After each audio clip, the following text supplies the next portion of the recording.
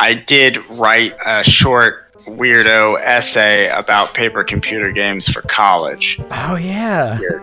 Yo, send it to me right now before you forget. I don't trust you. Like, I remember you telling me that you'd written that, and then I never got to read it, and I was very frustrated. That sounds like me, man. Yeah, we could do it right now if you want.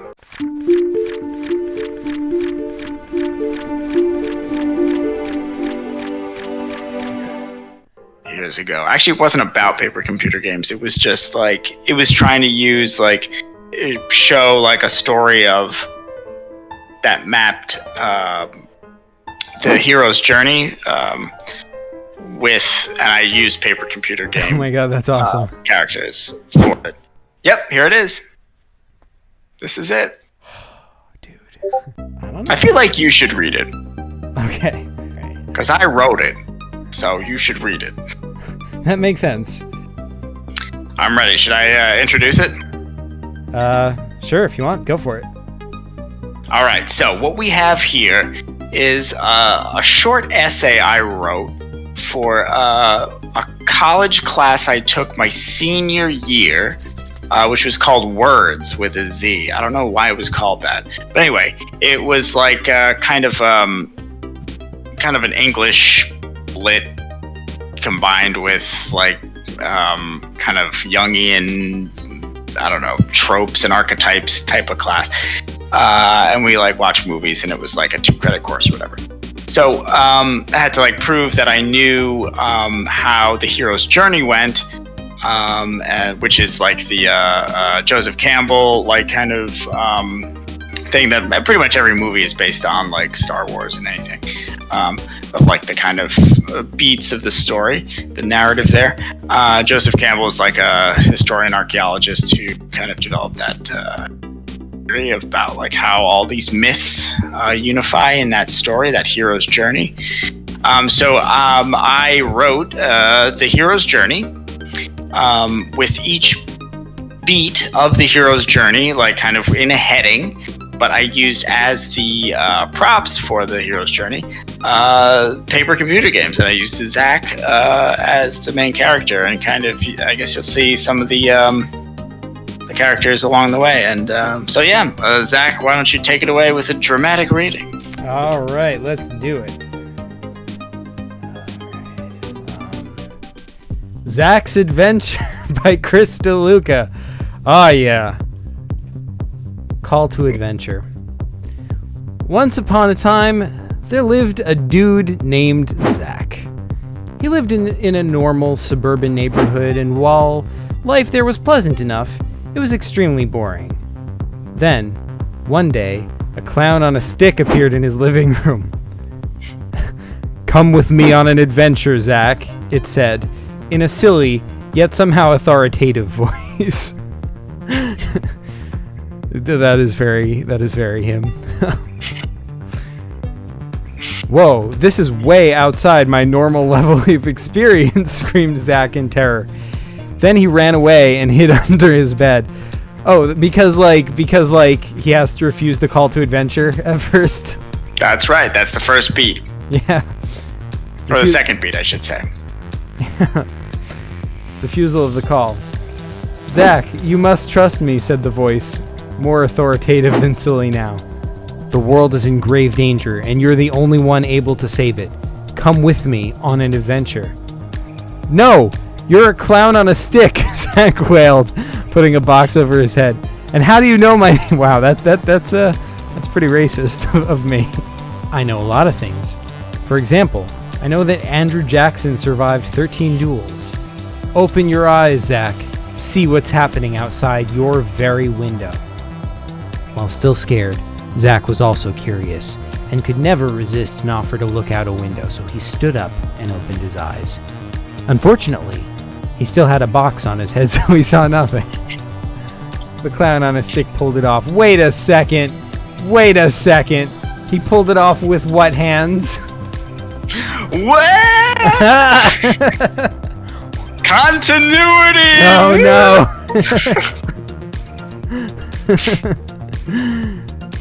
Oh. Now do you see? Zach looked out his window and saw thousands of disgusting Why disgusting? Wow, this is super... Like, Zach is so xenophobic. Yeah, it's true. It's the refusal of the call. Every hero is just a horrible racist in the beginning, I guess. That is true when you put it that way. When you mention, you're like, oh my god, you're a robot, stay away from me. Like, yeah, that's true. Yeah. Let's see. They had completely enslaved his town. How come I never noticed that before, he asked. Supernatural aid. Just then, a squad of aliens burst into the kitchen. Luckily, Zach's stove was an old gas burner, so the clown on a stick zapped it, vaporizing the aliens. Oh, sweet. He has, like, zap powers now. Yeah, man. There will be more soon. Now will you come with me? Yeah, sure, said Zach. Good. Then take this necklace. Its power will guide you to a spaceship which you must infiltrate. Goodbye, Zach, and good luck. Wait, but you said you were coming with me. I lied. Where you're going, I can't follow. Why not? I don't have legs. Oh, so we're consistent now. But how will I know what to do after that? One step at a time, Zach. The clown on a stick vanished. Zach had barely enough time to react when he heard the slimy thump of approaching alien footsteps. He quickly grabbed a sandwich and ran out of the house. That very true. That is what I would do. The crossing of the first threshold. Zach crept down the once familiar streets, now strewn with slime, ooze, and tentacles, keeping to the shadows. His new necklace gave him directions in a stiff mechanical voice, leading him to a giant alien spaceship. Guarding the entrance was an enormously fat guy, yes! Ronald, Zach cried. But you were always so oh my god, Ronald? Oh my god, he has a name! Whoa. Yeah, I forgot about that. Ronald?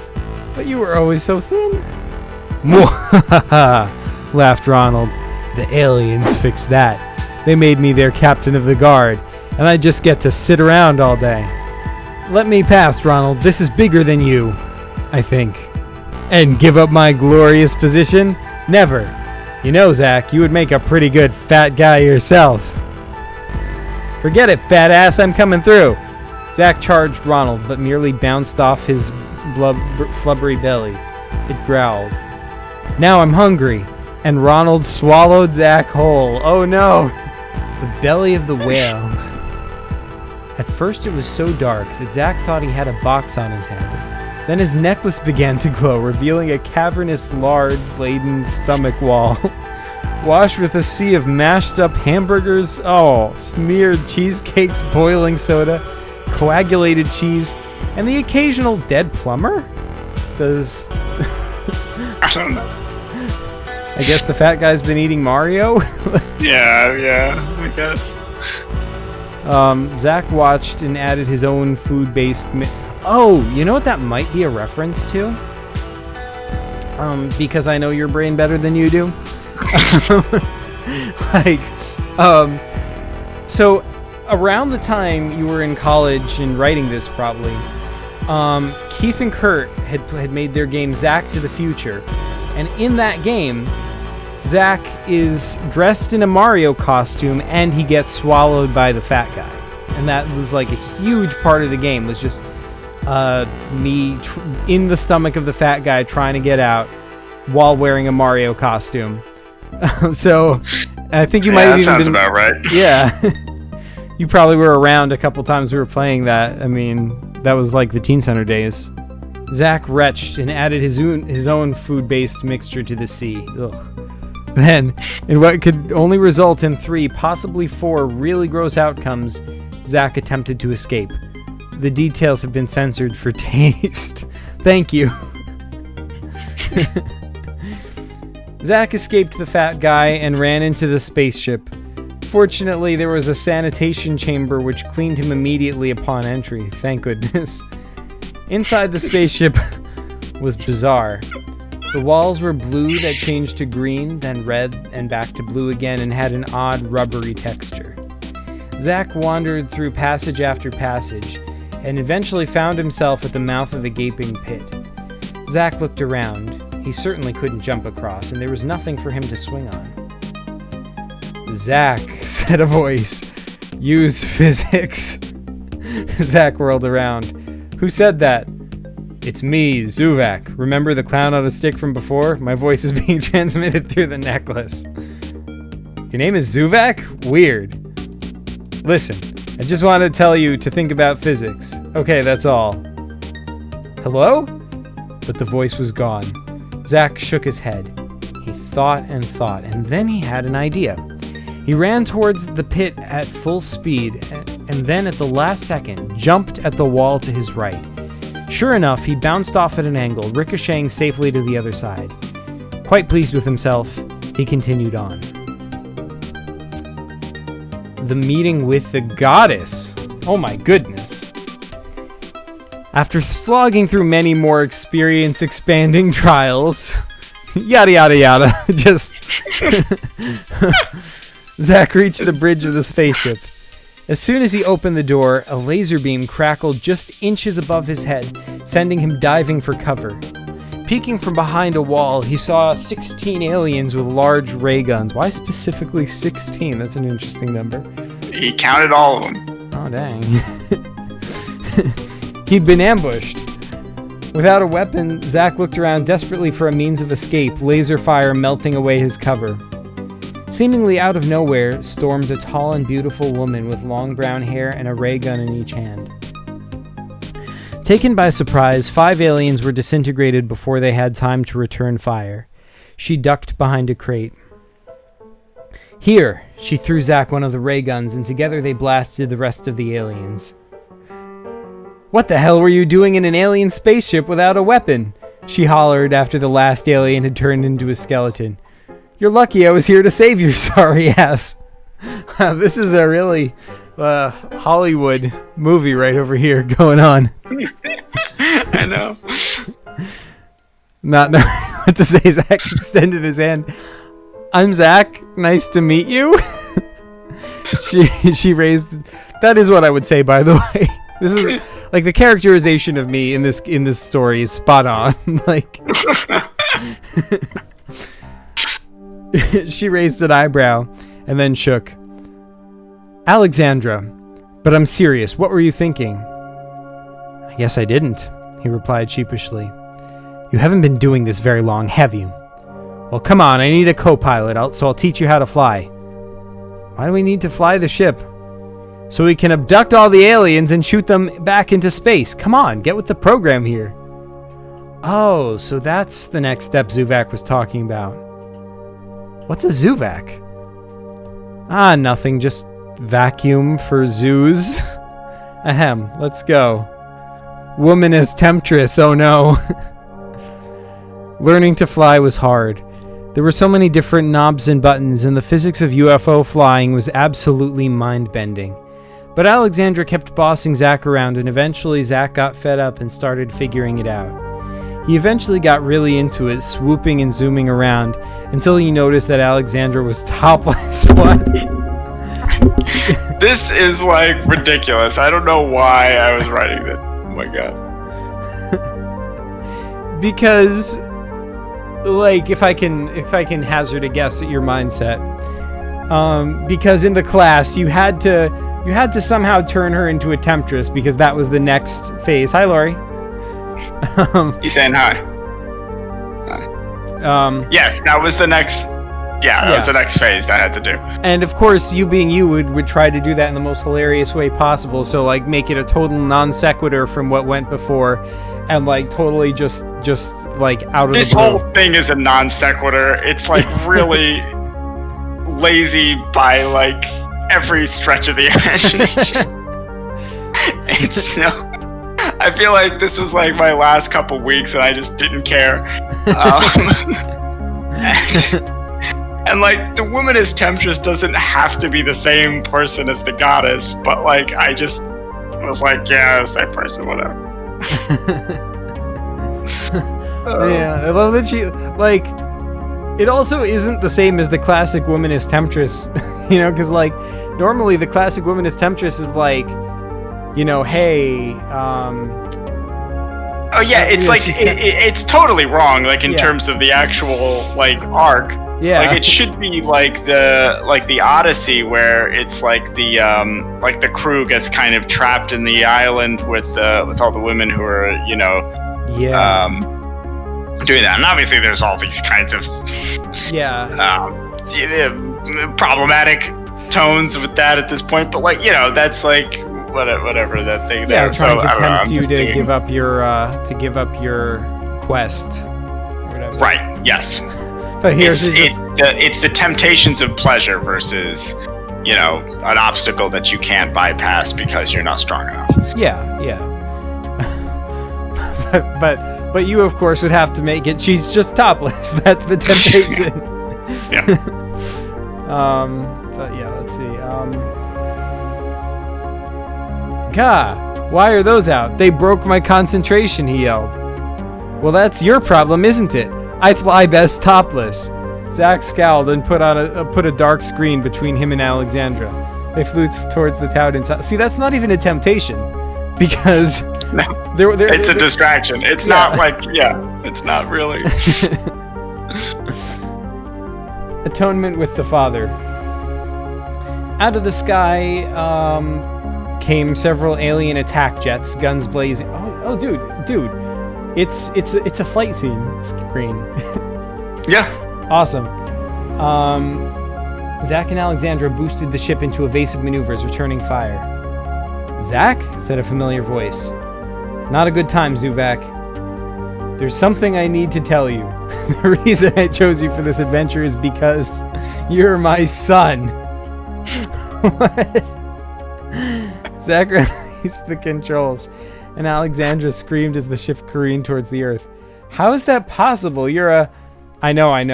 I'm actually not your real dad, but I am your stepdad. Remember when you were a kid and you never saw me? It's because of this.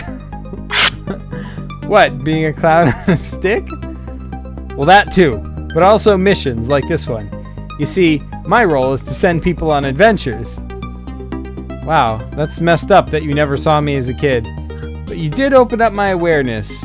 You're all right, Dad. Thanks, son.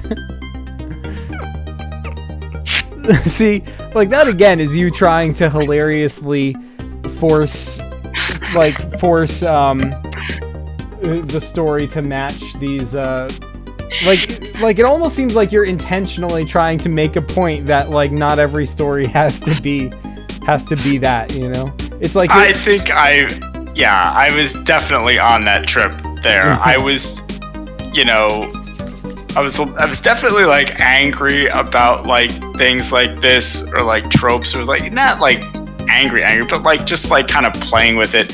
And I think it was like definitely this thing is intentionally showing the seams, just like hitting it with a hammer and just like being just kind of ridiculous.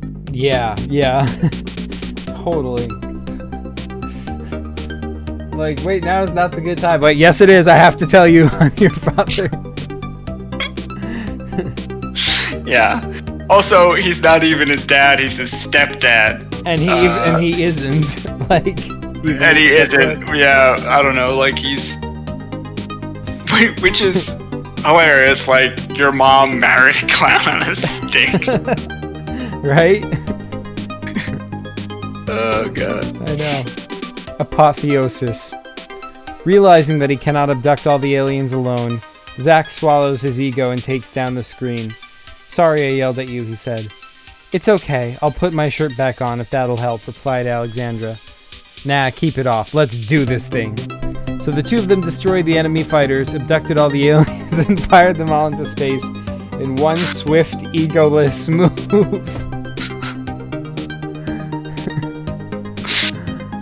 And that's it. That's it, the end. Man, dude, this is Hollywood material right here, I feel like. Oh yeah, man. Gold. You could make a from that treatment, you could make, I guess, like a 5-minute short that would cost like $30 million. Dude. Why would I make a 5-minute short when I could make a trilogy of full-length feature films? I mean, like, all the parts where you say, like, and then they defeated a whole number of trials, like, yada, yada, yada. All the hand waves, yeah. That was a movie. Like, yeah, that was a movie. Big set. Yeah, that's it. That was movie 2. Right. Movie 1 was just how he gets from his house to the alien ship. Oh, man. Yeah. Yeah, I forgot that Zubak was in this one, but yeah, they're all there. Yeah, Zubak, the fat guy. I don't know who Alexandra is. She's new. Yeah, I just invented her for this one, so I don't know. That's a new character you have to add to the wiki now. Ah, dang, man. You know what? Like, I bet you wanted to use Colette, but she was a real person, so you. Wait, but you used me. You. Yeah, but yeah, but it's not the legal spelling of your name. So, plus it's you. I don't give a shit. Yeah, but like, you could have said like Letty or something. Like, it's not the legal spelling of her name. Absolutely not. Nah, no way. So she gets to be Alexandra, but I'm just Zach. Yeah. I feel like there's a double standard here. Yeah, absolutely. Yeah, I don't know. I don't know if I ever thought of putting Colette in. I think also, like, at that point, like, it was, you know, like, Colette, I guess, yeah, I don't know. It's like a different relationship at that point. Like, I don't know if I would have, like, put Colette in, like, a random college paper I was writing, you know? Yeah. That is true.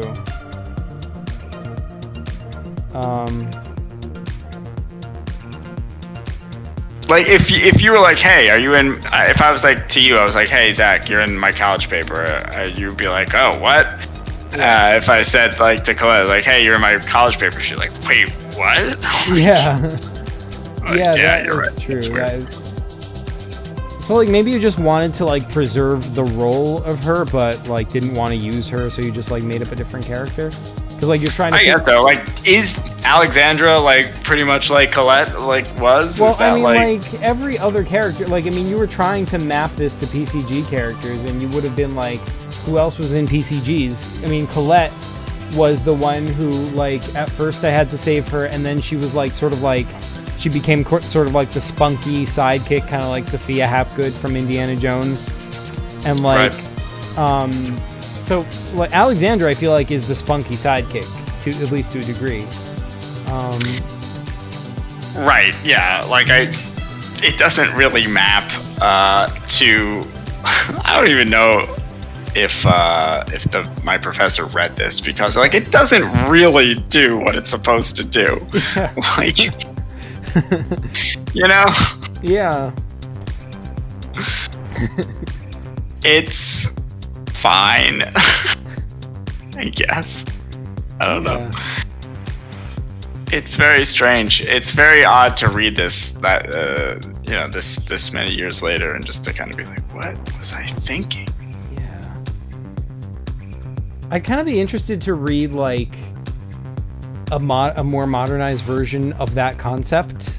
Like I want to know like if someone like legitimately tried to map the PCG universe onto the hero's journey, like what would that look like? Like not doing it as a rush job for a a low stakes college course, and like actually trying to like do it and not do like some arch like kind of seams breaking show the cracks type of exercise. Yeah, I mean, fun as that is in its own way, not to say that this story isn't amazing, because it is. Yeah, it's pretty out there, man. Yeah. Dude. I should. By the way, do you want me to convert this to text and just add it to the wiki? Sure. if you want to. Yeah. Yes. What was your plan for adding it, or would you not add it? I'm not sure. I hadn't decided, because like in my head I was like going back and forth between like, you know, because like I've had different ideas with what to do with short stories like this about PCGs. Like back in the old days, I would have just straight up uploaded it to the wiki. More recently, I wanted not that recently, but like a couple years ago, I was trying to like move the short stories and the essays and that kind of stuff onto the PCG blog, so that, you know, the wiki could be just an encyclopedia and it could like link to the blog. But now like none of the PCG fans even know that blog exists, which doesn't really matter. I can still like just tell them about it in a video, you know. So, but regardless, I don't know. I'd have to think about where I want to put it. Is the long and short of it. I mean, like, if you felt motivated to put it on the wiki, that would be perfectly fine and awesome, and I'd be like, sweet, you know. Yeah. So. Yeah, I don't know. Yeah. It's not a paper computer game. Yeah. I mean, it is PCG related, so like, definitely it is going on the wiki in some form or another. Like, if nothing else, there will be an article about it, and articles about the characters, and a link to the story on the wiki. So, but like, where the story will actually be housed, either on the wiki or the blog, I guess either one's fine. Oh yeah, well, we can't convert from doc to docx. Oh man. Okay. Yeah, I could convert it into something that you could post on the blog if you want. Okay. Sure. Actually, what blogging platform do you use? It was WordPress, right? Got it. Yeah, like WordPress the site, not WordPress the you know what I mean. The self-hosted, yeah. Yeah. Okay. Yeah, I'll have to. Yeah, I can try to do that. Okay. Cool. Well, it's like 11:30, so I should probably get to bed. But did you get everything you needed for the video? Did I have like one more question about that? Oh yeah. One quick thing. Sorry, I'll let you go after this. Yeah.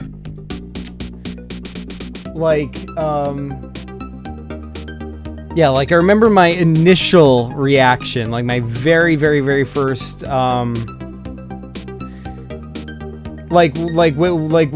I first walk in the house that day that we were hanging out, you know, you were kind of like bouncing off the wall, jumping up and down, like, oh my god, I made a game, like, so like we pretty much had to play it immediately, and then I remember that, like, at that time you were like super insecure that I wasn't gonna like it, and I was like, no, dude, really, that was like really good. Like, I remember like we took a break from playing it, and I'm like, in my head, like I couldn't wait to like play more of it. But like, you're like, it was. Sorry. Yeah, sorry. I kind of remember that now. Like, I was, yeah, definitely really insecure, but also like so like excited and overwhelmed with it that like I feel like I had to take a break because like I was gonna explode. Yeah, dude. And yeah, I think like that, like, I mean that it's completely gone now, but that insecurity continued for a while because like I remember you were like, do you really like PCGs? But I guess you got tired of that once I was hammering you to make PCGs all the time. But then it came back. Yeah, I mean, yeah, eventually I think I got over it, but like, yeah, a lot of it, like, I think part of it was like, yeah, feeling genuinely insecure, and part of it was like trying to fish for compliments or something, just like any just kind of just overall just kind of just needy behavior, I think. Which, yeah, is kind of obnoxious for sure. No, but it's like it was I mean, you were excited about the game and you wanted to hear my reaction. That's perfectly understandable. And it wasn't super annoying to me at the time or anything. It was just like, I just felt like I just wanted you to understand, like, dude, like, no, really, this really is good. You don't get it. Yeah, well, at least that first day, I was very, like, I didn't know, because, like, I was so excited about it. And at first, I think I was just trying to read into your face, and, like, we, like, argued about it, like, with the things, and, like, I was trying to force this thing, and then, like, it was, like, this new concept. And maybe this is my false memory, but I kind of felt like I was saying, like, I made this game, and, like, you didn't match my enthusiasm, which at first, which is understandable because there's no way you could have, because, like, I was, like you said, like, bouncing off the wall, like, excited about it. But, you know, so, like, I was just already, like, kind of in my head somewhat about, like, oh yeah, no, is this, like, a thing? Is this, like, a real thing that can work and that, like, you'll do? So, yeah. Man, good fucking times. Good times, man. Yeah. Well, have fun editing this video. Yeah, totally. Like, so I was thinking, like, the original idea for this video, I was just gonna make it like, or I guess still the idea for the video is, I was gonna make it like a me telling the story and then intercut bits of you talking about it, kind of like a documentary, you know. I'll probably still do that, but then I'll probably also just release the full interview as a separate thing, and, you know, maybe possibly like the story read as another video separately. Well, this is gonna give me content for a while. Yeah, we've been recording for a while, man. Yeah, dude.